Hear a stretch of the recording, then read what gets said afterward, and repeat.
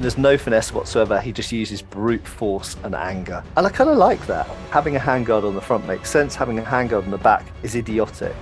Hi, I'm Matt Easton. I'm a historical fighting expert, and I teach people how to use weapons like swords and daggers and axes. And today we're going to be looking at some of the fighting action from Star Wars Jedi Fallen Order.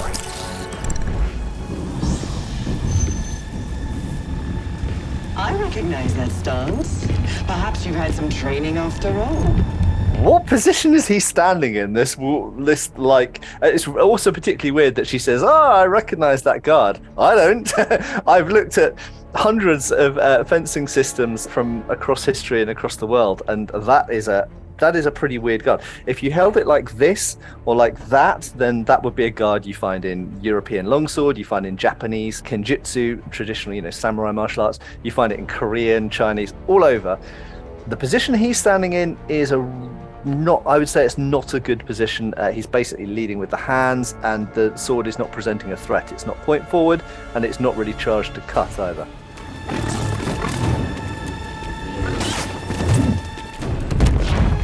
Obviously, this is a video game, so there's going to be mechanical differences between what we see and what's fun to play and what's fun to do than real combat. But, I'm here to view this from the perspective of someone who fences, who teaches fencing, historical fencing, and does other martial arts. The first thing I would say is he's jumping out of the way of a weapon. Okay, now not to say you can't do that, but generally speaking, there's an order of movement in your body.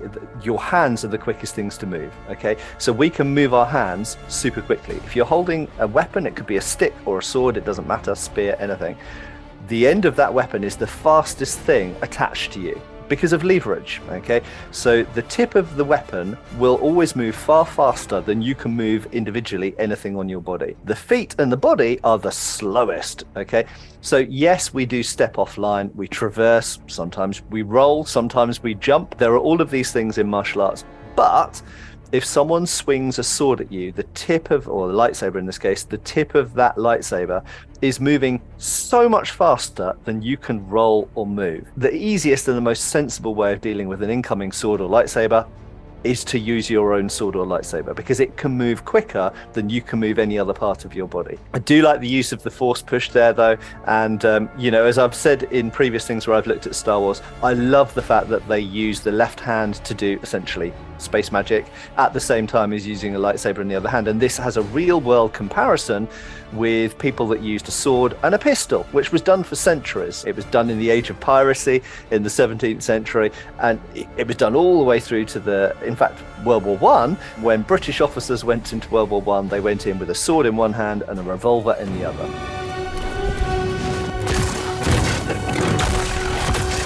So interesting detail there. You see the second sister block a couple of times. She blocks once point up, once point down. That's perfectly good. Pretty much standard blocks. I also like the detail that she blocked with the base of the blade. So due to leverage in a sword, the safest and strongest and most effective place to parry or block is at the bottom of the blade. So generally speaking, when you think of a lightsaber blade or a sword blade, think about the far end for offensive, so thrusting and cutting, and the near part of the blade for defensive. And that's represented well here. Oh, this is just such a Star Wars trope, this binding the swords against each other and then just pushing. In this position, you don't just stand there and push. You can kick, you can push, you can grab, you can disarm, you can pommel, you can wind the blades so you can hit from a different direction. The only kind of explanation I've seen people come up with is that lightsaber blades stick together, that they don't slide or bounce like sticks or steel would. But just so you know, in a sword fight, or whether it's with a katana or a longsword or a saber or a rapier or whatever, this doesn't happen. You don't see this in Olympic fencing, for example, with foils or epées. As soon as the blades are in contact, you riposte, you do something. And in this case, grappling, using the force to push away, whatever. There's so many options. A Jedi. This is what I trained for. The person with the staff here, in theory, has an advantage, assuming they're equally trained and have equal skills and powers and stuff like that. However, If you watch the way that the staff moves around, it's actually quite slow and cumbersome. So it seems to me that in order to get these two plasma-covered ends, the technology involved in making this staff is made it quite a heavy object. So if you imagine, rather than moving a wooden stick around, picking up a solid iron bar, like something you might, like a barbell bar, and then swinging that around, yes, it's going to hit hard, but it's going to be slower. The problem with making it slower is it gives up some of the advantages that the staff naturally has. So generally speaking, in history, most pole weapons that we could compare with this weapon are not bladed on both ends. It's usually you have a big blade on one end, like if we're looking at a Japanese naginata or a Chinese dao glaive. So usually you have a principal blade at one end, but a lot of these weapons do have a secondary point at the other end.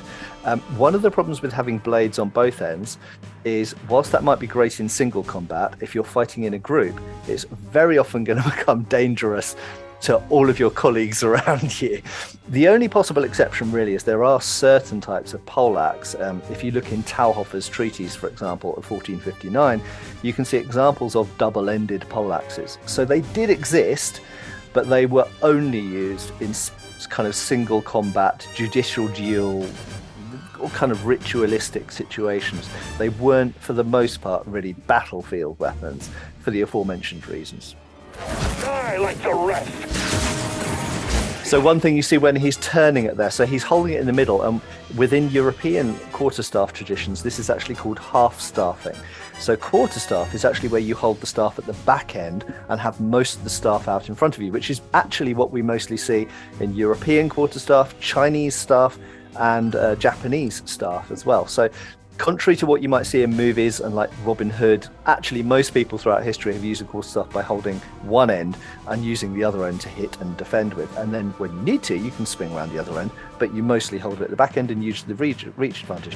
By holding it in the middle, you give up the reach advantage. It means you don't have a reach advantage anymore. But what you will see from the way he's turning it around is the big advantage he does have is he's got two ends to hit with. For a swordsman who's only got one end, the danger and the difficulty here is it means you've got to defend against one end and then immediately deal with the other end. Now normally we would defend and riposte, but if you've got like hit really quickly from end as the person's turning their staff around, it means you don't have very much time to try and hit the person back in. It's giving you a lot to deal with, basically. It's a bit like a person using two weapons instead of one. Enemy is spry. So one thing I do really like is that he does switch between using the lightsaber one-handed and two-handed, and so this is analogous to what we'd call a long sword or a bastard sword or a hand and a half sword. So essentially it's a sword that you can use in one hand or two. It's not as nimble in one hand as a one-handed sword would be. That's why one-handed swords still exist, but it means you've got a bit more reach and you've got that choice. I love the fact that he's switching liberally between one-handed and two-handed. The basic advantage is two-handed, you've got greater leverage, which means you've got more power, you've got more blocking strength, and also it means that you can reload hits and redirect hits more quickly. But one-handed, you've actually got more reach, because with one hand stretched out from your arm, you can reach further than if you're holding something with two hands. If you want to grip something with two hands, your body comes closer to the opponent. So great that he's mixing the two. Dathomir will be your grave.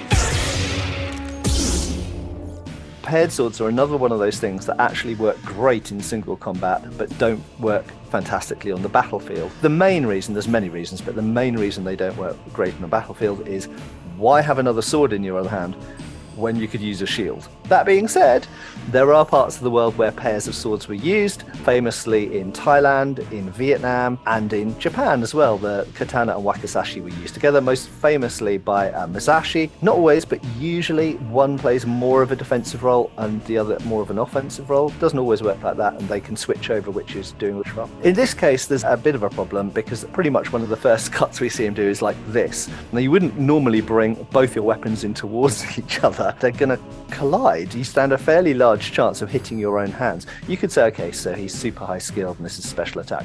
The advantage of doing that is how do you block it? Because you can't, if you've only got one sword, you can only block one at a time. Best thing to do is just reverse back and move out of distance. It's got timing.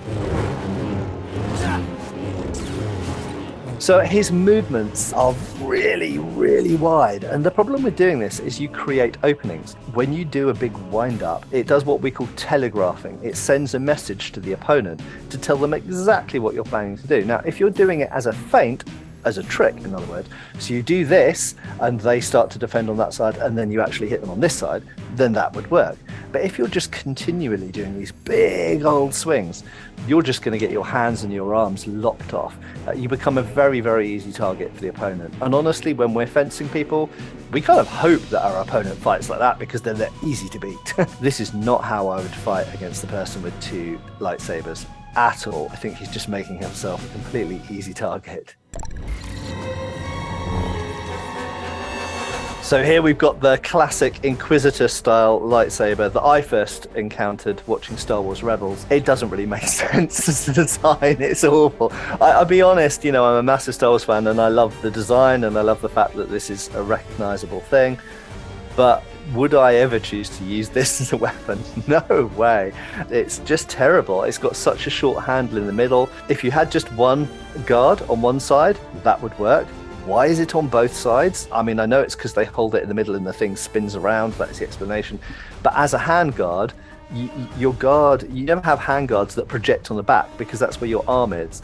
So having a hand guard on the front makes sense. Having a hand guard on the back is idiotic. I could kind of excuse Darth Maul's lightsaber, double-ended lightsaber, because he had a fairly long handle in the middle, which meant that he could use it like a quarterstaff. But you can't even do that with these lightsabers because the handle's too short. Even if I think they look quite cool, they just don't work as a weapon. I mean, you can even see the way that she's having to stand in this really weird contorted guard. She can't hold the thing properly.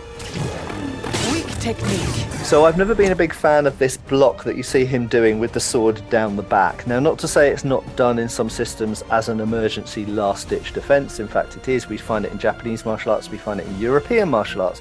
The problem is in the way that it's being used here. She is doing big swings into it, and the problem is it will collapse because it's got no structure, no skeletal structure behind it.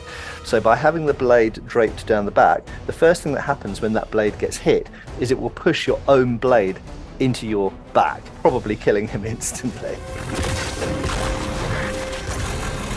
So if we just look at some options of what he or she could do from this bind situation where they're just stuck there glaring at each other, they could, for example, swing the pommel forward and hit with the pommel. They could detach one hand, force push. They could, from here, suddenly flip the blade this way and hit with the edge over the top. Okay? They could disengage and cut around to the other side. They could wind up and thrust. There are dozens and dozens of techniques you can do from this position. But in Star Wars, we very rarely see that being done. They like to stick here and then spring apart. In reality, there are dozens of things that could happen from here, and it'd be nice if we saw more of them used.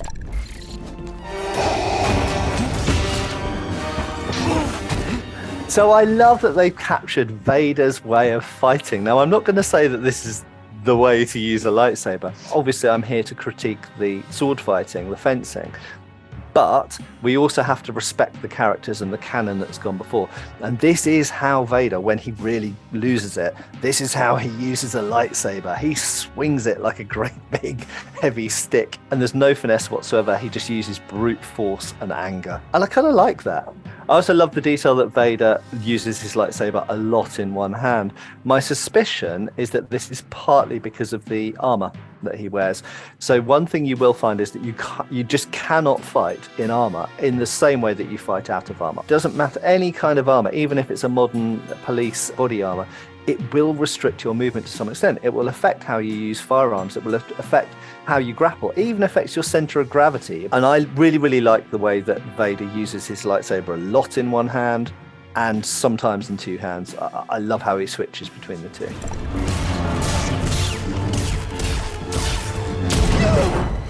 So overall, there were some things I liked about the combat here and some things that I think could be improved.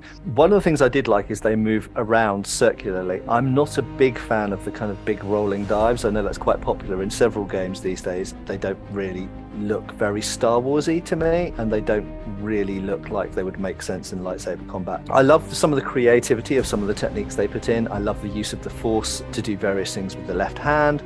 I would love to see slightly less of the long binds, but I do like a couple of ways they got out of those binds. We did see, so some of the suggestions I made, they kind of are moving in that direction. I'd like to see more of that. So I'd like to see more of those kind of fancy, complex techniques, because bear in mind, these are supposed to be really, really high-trained fencers, essentially, using the Force as well, so with heightened awareness. Overall, I think there was far too much baseball bat swinging in this game's choreography, and I'd like to see more use of thrusts and more use of some smaller movements. So I don't mind big swings, but I felt like it was all a little bit too big swingy. So if I was training Cal Kestis, the first thing I'd do actually is I'd get a bunch of my senior students and I'd teach him some grappling, disarming, and these types of things, because he seems to be completely lost when at close range. Because I reckon in a number of these fights, I think he could have finished it with a chokeout, which would look super cool. And if you like that video, why not check out more of Matt Easton reacting to Star Wars, including the Darksaber and the original trilogy.